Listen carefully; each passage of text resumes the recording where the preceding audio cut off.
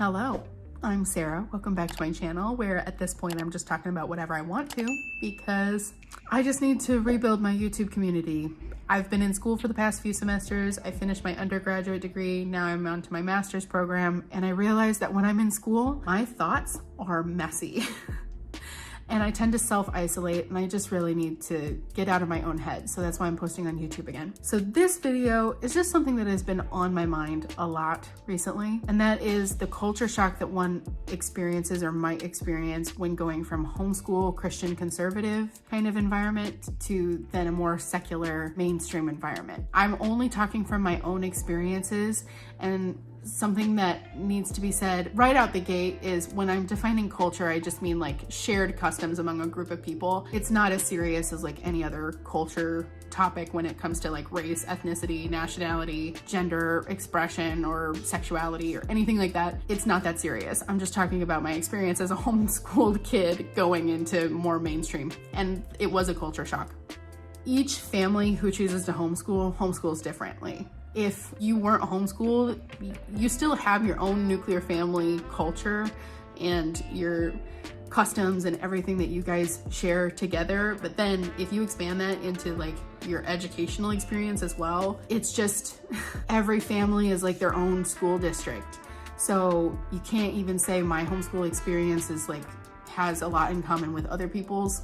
It might, but it probably is like very specific to just my family. Also, even narrowed down from that, I am my parents' only daughter. So I have two brothers, but my experience as a woman probably is completely different from their experience as guys. So I'm just talking about me, okay? Okay. One thing that I wish that people knew and were more aware of when it comes to talking about homeschooling is when people used to tell me that I didn't act homeschooled or that they could never tell that I was homeschooled. And they said that as like a compliment. I wish that people knew that that statement actually has like multiple layers of ignorance, and I wish that people wouldn't say that to me. In a way, I felt like that was a compliment, but it also ended up just kind of like shaming where I came from, because it was a good thing that it wasn't apparent that I came from where I came from. So all of a sudden it felt like something that I needed to hide, or that it was a good thing if people didn't find out about it, or it wasn't like readily apparent in my personality. On the one hand, people say that like, oh, you don't act homeschooled, in a way of like, oh, you're not socially awkward at all. And they think that that's a compliment. But yes, there are families who they never expose their children to any other people outside of their nuclear family, and it shows that they just really can't interact with other people. And those are unfortunate cases, but in my experience, those are very few and far between. A lot of homeschoolers like build networks of other homeschool families, and kids are pretty well socialized in homeschooling. That's been my experience. However, there are a lot of people who choose to homeschool their kids based on biological factors that their children might naturally not be able to pick up on social cues. So that neurodivergence might be the reason why they choose to homeschool their kid or all of their kids, just so that the one kid doesn't feel left out or singled out or different or ostracized, and they can just curate the environment that they raise their kid in so that their kid feels safe and happy to be themselves.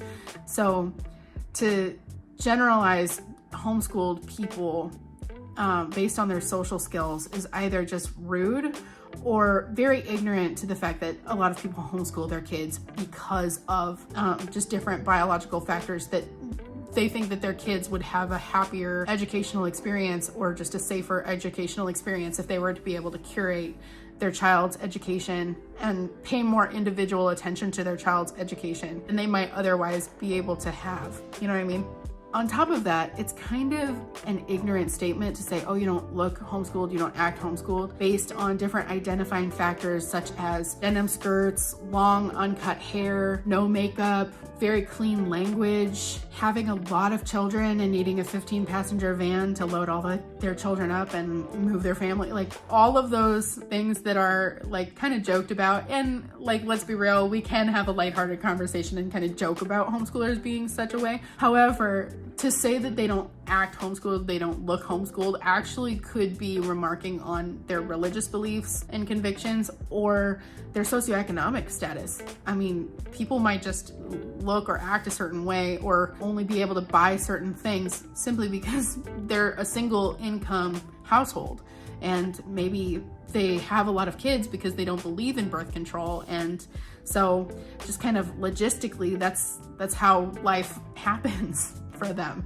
And to say that, oh, they look homeschooled is like, it's like using that as an insult. So all of that being said, that statement just is really ignorant, and I wish people wouldn't say that. A big thing that I could honestly make my whole channel about this is the culture shock that someone might experience and how isolating that actually could be. I went from being homeschooled to college. Some people who go into the workforce right after high school might have a different experience. I've experienced when I'm just in the workforce, I can get along with people very easily because my homeschool experience was being around my siblings and around my friends, but also around their siblings. So a lot of different age groups, a lot of different dynamics where when I'm in school, I was typically in a classroom full of people just my age, and it made me feel even more different just because everyone seemed to be the same except for I was raised completely differently, which is not necessarily the case. Like there's a lot of international students and stuff, but I just, for some reason, I felt like so different from everyone, like everyone. So in the workforce, I have felt like it's really easy to adapt to anybody of different age, different religion, whatever. Like we're just there to work and it's fine. Whereas being in school, number one, I had never been in like a cafeteria and had that kind of like Mean Girls experience where you're walking and you can identify like the different tables that have only these kids and that's where these kids sit. So that was like a whole different thing, but also just like being in a classroom and being taught by people who have specialized experience in instructing that particular topic. I thought I was bad at math until I had a math class in college and realized that I just did really well with having a teacher explain math to me rather than doing it out of a textbook. Don't get me wrong, I was very privileged with the academic experiences and opportunities that I had in homeschooling. Between the things that my parents sacrificed for us to have those opportunities, and then also like we fundraised to do a lot of different things and compete nationally and all that stuff. So I don't mean that as like, oh, poor me, I never had a classroom. It's just that was something that was definitely a shock. So just to give a little bit more context, and I don't mean this as like a bragging thing or anything, but like I got into college with like full academic scholarship and I'm in my master's program. So like, and I'm doing well in it. So academically, I wasn't disadvantaged. I'm just saying that it was a shock to be in a classroom and realize that I had even more capabilities than I thought I had because I had now the assistance of a professor. So that was really a pleasant shock. But culture shock could come in many different ways. Like even now, like when people make reference to different media, like, oh, the such and such show, or, you know, whatever they grew up watching on TV or whatever they grew up reading. Like, I never read the Harry Potter series until like a couple years ago. I read the first book, but I wasn't allowed to read Harry Potter. We weren't allowed to watch That's So Raven or The Wizards of Waverly Place or, you know, whatever, witchcraft or anything like that. Like, we weren't allowed to watch Lizzie McGuire because she lied to her parents all the time, and that was a bad example. Like, there was a lot of things that we weren't allowed to do. I grew up reading a lot of Amish fiction. I mean, Beverly Lewis, Martha Finley, like those kind of books, very old-timey or Amish kind of fiction. That was what I was like fully inundated with, and I enjoyed that. But it was because of my religious beliefs that I didn't experience a lot of the different things that people make reference to today. So I still feel like I'm kind of like catching up in certain things.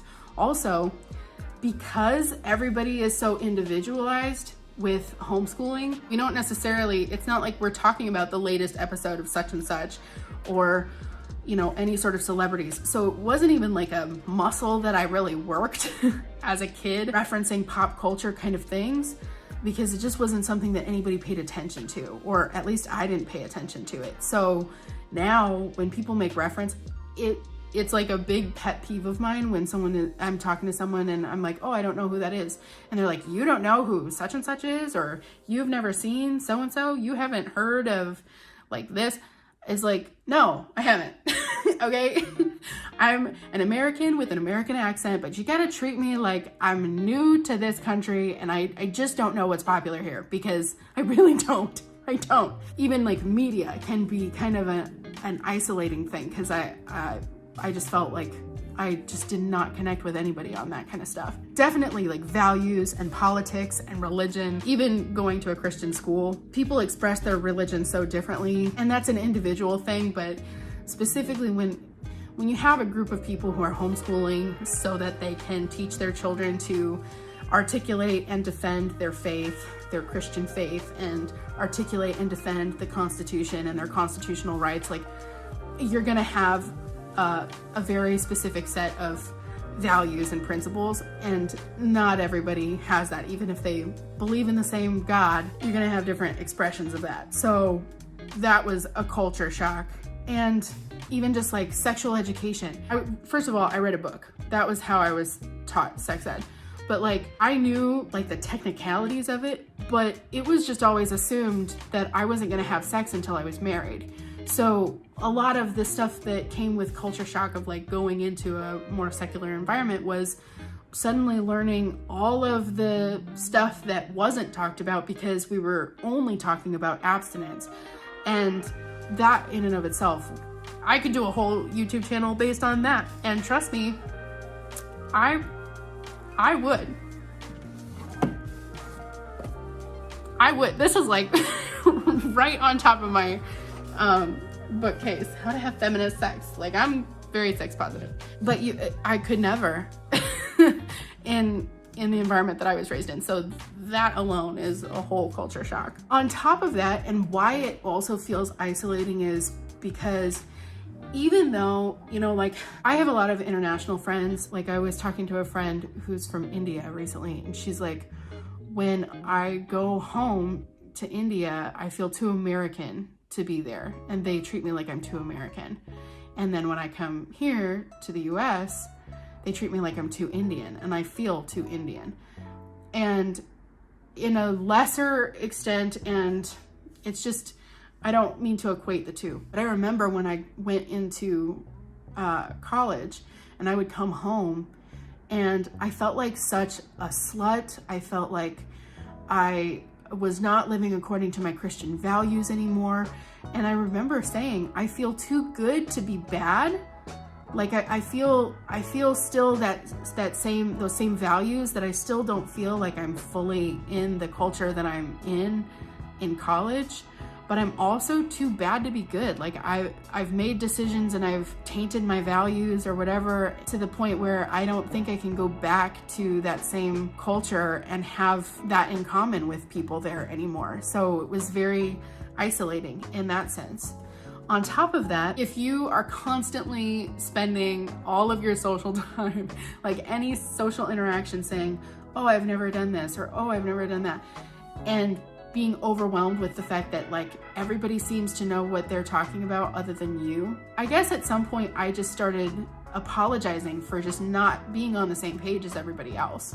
And it starts feeling like I've lived less life than other people because I don't have those same experiences, where the reality is that I just have different lived experiences. Like maybe not a lot of people can relate to the idea of being homeschooled and growing up with a father who's a truck driver. So my brothers and I would go out on week-long truck trips with my dad, and I've been to like every state in the US other than Alaska and Hawaii, just because I was like doing school on the road while being with my dad. So it's not that I've lived less life, it's just that I've lived a different life and have had different experiences.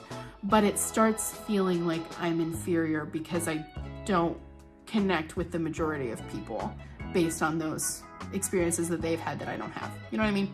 The last thing that can get pretty dicey is the fact that everything that I was raised on was centered around the Bible, and not just the Bible, but a very specific way of interpreting the Bible and a very specific way of expressing those religious beliefs. And so now, just being away from that and being exposed to other beliefs and other ways of life, every decision and everything that I'm reevaluating is like really, it just seems really high stakes, because everything comes down to religion, which means everything kind of seems to come down to the destination of one's eternal soul.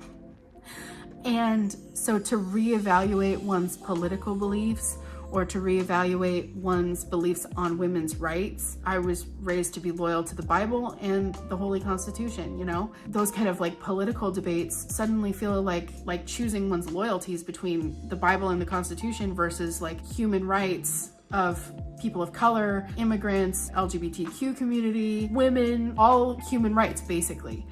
And I know that is a very generalizing and blanket statement to make. And I don't even really agree with that dichotomy of choices.